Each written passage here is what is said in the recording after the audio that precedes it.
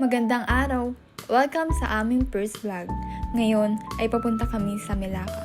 2 oras ang biyahe namin papuntang Melaka to Kuala Lumpur, kaya naisipan na lang namin mag-stay ng one night sa Asia Melaka Hotel. At dahil sure ako na mapapagod kami sa buong maghapon. Ito ang aming room. Yes, quick tour lang. At meron itong swimming pool sa 23 floor. Dapat mag-swimming kami dito, ang kaso hanggang 8 PM lang sila bukas. 10 PM na kami nakabalik. Pagdating namin sa tourist spot, eto agad ang bumungad sa amin, Melaka 2026. Sunod nito ay ang namumulang paligid na tinatawag ng karamihan na Reg's Church. At nakita namin itong mga bike na napakakukulay at nagagandahang disenyo na para bang ipaparada sa piyesta sa probinsya. At habang naglalakad kami, nakakita kami na nagbebenta ng shendul, na bagay sa panahon.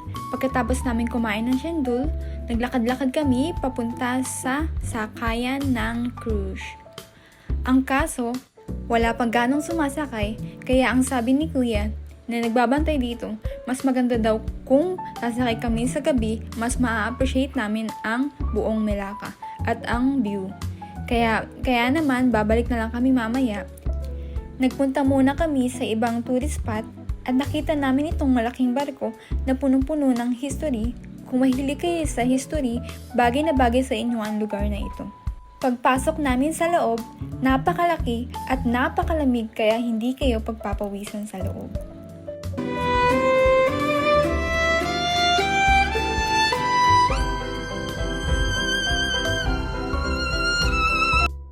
Nag-ikot-ikot lang kami sa loob. At pagkatapos nito, pagbaba namin, meron agad bumungad sa amin na picture frame na larawan namin, kaya binili namin ito para may souvenir kami. Ang sunod naming pinuntahan ay ang lumang simbahan na napakataas. Mali ang aming nadaanan kaya pagod na pagod kami. Pag-akyat namin sa taas, nag-picture lang kami. Ay, ako lang pala. Ay, napakahilig niya akong picturean. At ako hindi ko naman alam kung paano mag-post kaya bahala na, pakita ko sa inyo.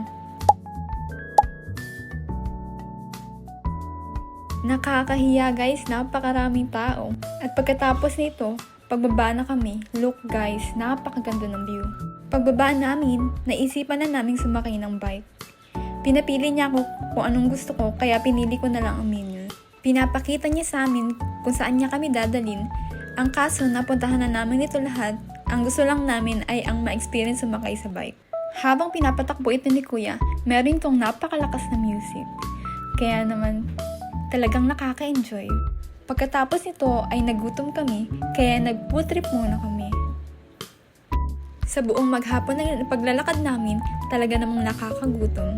Kaya naman napabili ako ng chicken barbecue na talagang napakasarap at napakalaki, kanin na lang ang kulang. At nakakita rin kami nagbebenta ng crab burger. Wow, talagang kakaiba ito. Hindi ko lang alam kung meron na nito sa Pilipinas. At meron din akong nakitang nagbebenta ng pusit. Napainto kami nang nakita namin itong nagbebenta ng traditional coffee. Na-curious kami kung anong lasa nito kaya napabili kami. At napansin ko rin guys, sa lugar na ito, puro kabataan ng mga nagbebenta. May inaalala kong line dati. Ang sabi, ikaw wag na aral, ikaw benta na lang, ang mahalaga, ikaw marunong bilang. I don't know it, right?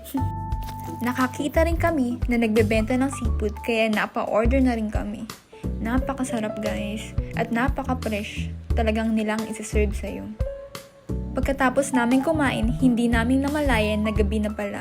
Kaya dali-dali na kaming bumalik, pasakay ng mini boat. Buti na lang nakaabot kami guys dahil nakita namin itong paalis na sila. Kaya dali-dali kaming naglakad. Hi, finally nakasakay na rin kami. Panoorin nyo guys ang napakagandang view. Lalo na sa personal, talagang nakakawala ng stress.